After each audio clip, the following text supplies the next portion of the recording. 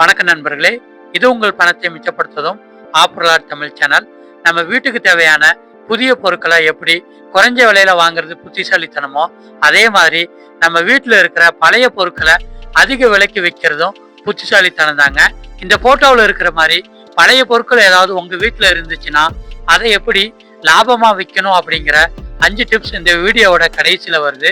வீடியோவினுடைய ஆரம்பத்துல இன்னைக்கு பழைய பொருட்கள்லாம் எவ்வளவு விலைக்கு விற்க முடியும் அப்படிங்கிறத தெரிஞ்சுக்கோங்க. இதன் மூலம் தான் உங்க வீட்டில் இருக்கிற பழைய பொருட்களை நீங்க லாபமா விற்க முடியும். இன்னைக்கு இங்கிலீஷ் பேப்பர் வந்து 1 கிலோ 22 ரூபாய்க்கு விற்கலாங்க. தமிழ் பேப்பர் 1 கிலோ 20 ரூபாய்க்கு விற்க முடியும். பழைய நோட்டு புத்தகங்களை கிலோ 18 ரூபாய்க்கு விற்க முடியும். பழைய அட்டைப்பெட்டி 1 கிலோ 10 ரூபாய்க்கு விற்க முடியுங்க. நீங்க பழைய பேப்பர்லாம் வச்சிருந்தீங்கன்னா கிலோ 12 ரூபாய்க்கு அதை விற்க முடியும். அடுத்ததா துணி மற்றும் பட்டு புடவைகள் இன்னைக்கு எவ்வளவு ரேட்டுக்கு போகுதுன்னு பார்த்துடலாம். பழைய பட்டு புடவைங்களை 500 ரூபாயில இருந்து 3000 ரூபாய் வரைக்கும் விற்க முடியும். பட்டுனுடைய தரத்தை பொறுத்து விலை வந்து மாறுபடுது. பழைய துணிகள் வந்து இன்னைக்கு கிலோ 5 ரூபாய்க்கு நம்மளால விற்க முடியுங்க. அடுத்ததா பழைய இரும்பு மற்றும் தகரத்துடைய விலை எவ்வளவு இருக்கு அப்படின்னு பார்த்துடலாம். கனமான இரும்பா இருந்தா 1 கிலோ வந்து 34 ரூபாய்க்கு நம்மளால விற்க முடியும். லேசான இரும்பு 1 கிலோ வந்து 32 ரூபாய்க்கு விற்கலாங்க. பழைய தகரம் வந்து 1 கிலோ 28 ரூபாய்க்கு விற்பனை ஆயிட்டு இருக்குங்க. பழைய சைக்கிள் வச்சிருந்தீங்கன்னா ஒன்று வந்து 500 ரூபாயில இருந்து 2000 ரூபாய் வரைக்கும் விற்கலாங்க. அடுத்ததா நம்மகிட்ட இருக்கிறதுலேயே விலை அதிகமான உலோகங்கள் என்னென்ன அப்படின்னு பார்த்துடலாம். பழைய காப்பர் வந்து 1 கிலோ 1040 ரூபாய்க்கு விற்க முடியுங்க. பித்தளை வந்து 1 கிலோ 450 ரூபாய்க்கு விற்க முடியும். அலுமினியம் 1 கிலோ வந்து 140 ரூபாய்க்கு விற்க முடியுங்க. எவர் சில்வர் 1 கிலோ வந்து 45 ரூபாய்க்கு விற்க முடியுங்க. பழைய டிவி வயர் மற்றும் எலக்ட்ரிக் வயர்லாம் வச்சிருந்தீங்கன்னா கிலோ வந்து 125 ரூபாய்க்கு நம்மளால விற்க முடியுங்க. காரியம் 1 கிலோ வந்து 100 ரூபாய்க்கு விற்றுக்கலாங்க. அடுத்ததா பழைய பிளாஸ்டிக் ரப்பர் டயர்லாம் எவ்வளவு விலைக்கு போகுது அப்படின்னு பார்த்துடலாம். கார் டியூப் வந்து 1 கிலோ வந்து 66 ரூபாய்க்கு விற்கலாம். பழைய பிவிசி பைப் வந்து 1 கிலோ 23 ரூபாய்க்கு விற்கலாங்க.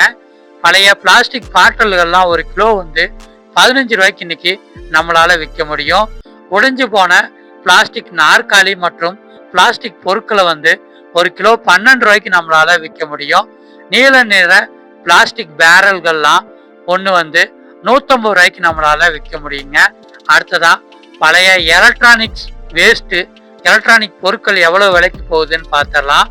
மதர் போர்டு வந்து 1 கிலோ 770 ரூபாய்க்கு விற்க முடியும்.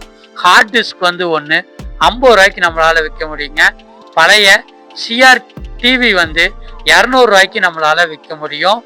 எல்சிடி டிவி மானிட்டர் வந்து 150 ரூபாய்க்கு விற்க முடியும்.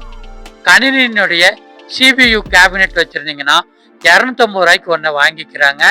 யூபிஎஸ் பேட்டரி வந்து கிலோ கணக்கில் விற்கணுங்க. 1 கிலோ வந்து 85 ரூபாய்க்கு விற்க முடியும்.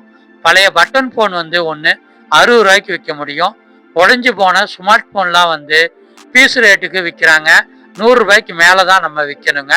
அடுத்ததா நம்ம வீட்டில் பழைய பொருட்கள் வேற என்ன இருக்குன்னு பார்த்துடலாம். இன்வெர்டர் பேட்டரி வந்து கிலோ 800 ரூபாயிலிருந்து 1200 ரூபா. எக்ஸ்ரே சீட் 420 ரூபா. கார் டயர் 1 10 ரூபா. இதுதாங்க இன்னைக்கு பழைய பொருட்களோட விலை. அடுத்ததா இன்னைக்கு பழைய பொருட்களை எப்படி லாபமா விற்கணுங்கிற 5 டிப்ஸை பார்த்துடலாம். முதல் டிப்ஸ் என்ன அப்படின்னா, பொருட்களை வந்து தரம் பிரித்து விற்கணுங்க. பழைய பொருட்கள் அப்படின்ட்டு மொத்தமா நீங்க கொடுக்காம அதுல பிளாஸ்டிக் எவ்வளவு இருக்கு, மெட்டல்ஸ் எவ்வளவு இருக்கு அப்படிங்கிறத தனித்தனியா பிரிச்சு அதோடைய ரேட்டுக்கு விற்றீங்கன்னா நல்ல லாபங்க. நீங்க உங்க வீட்டுக்கு கிச்சனுக்கு தேவையான பொருட்களை விலை குறைவா வாங்கணும்னு நினைச்சாலும் சரி, அல்லது இந்த வெயில் காலத்துக்கு ஜூஸ் போடுற பொருட்கள் விலை குறைவா வாங்கணும்னு நினைச்சாலும் சரி, நான் லிங்க் டிஸ்கிரிப்ஷன்ல கொடுத்துருக்கேன். நம்ம சேனலோடைய நோக்கமே விலை குறைவான பொருட்களை மக்களிடம் கொண்டு போய் சேர்க்கறதா. அதனால ஆப்ரலாட் தமிழ் சேனலை சப்ஸ்கிரைப் பண்ணி வச்சுக்கோங்க. அடுத்து 2வது டிப்ஸ் என்ன அப்படின்னு பார்த்துடலாம். டிஜிட்டல் தராசு இருக்கிறவங்க கிட்ட உங்க பழைய பொருட்களை நீங்க கொடுத்தீங்கன்னா நல்ல விலைக்கு எடுத்துக்கிடுவாங்க.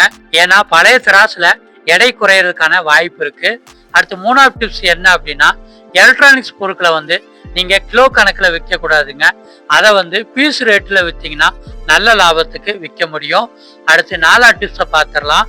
ஒயர்ல இருக்கிற செம்பை நீங்க தனியா பிரிச்சு காப்பர் தனியா பிளாஸ்டிக் தனியா விற்றீங்கன்னா ரெண்டுமே தனித்தனி ரேட்டுக்கு நல்ல லாபத்துக்கு விற்க முடியும். அடுத்ததா 5வது டிப்ஸை பார்த்துடலாம். பட்டு புடவைகளினுடைய ஜரிகை நீங்க சோதனை பண்ணி கடைக்காரங்க கிட்ட கொடுங்க. ஏன்னா அவங்க புடவை அப்படின்ட்டு ஒரே ரேட்டுக்கு எடுத்துருவாங்க. பட்டுனுடைய தரத்தை பொறுத்து விலை மாறுபடுதுங்க. இன்னைக்கு பழைய பொருட்களோட விலைகள் மற்றும் எப்படி பழைய பொருட்களை லாபமா விற்கலாம் அப்படிங்கிற இந்த 5 டிப்ஸ் உங்களுக்கு பிடிச்சிருக்குன்னு நம்புறேன்.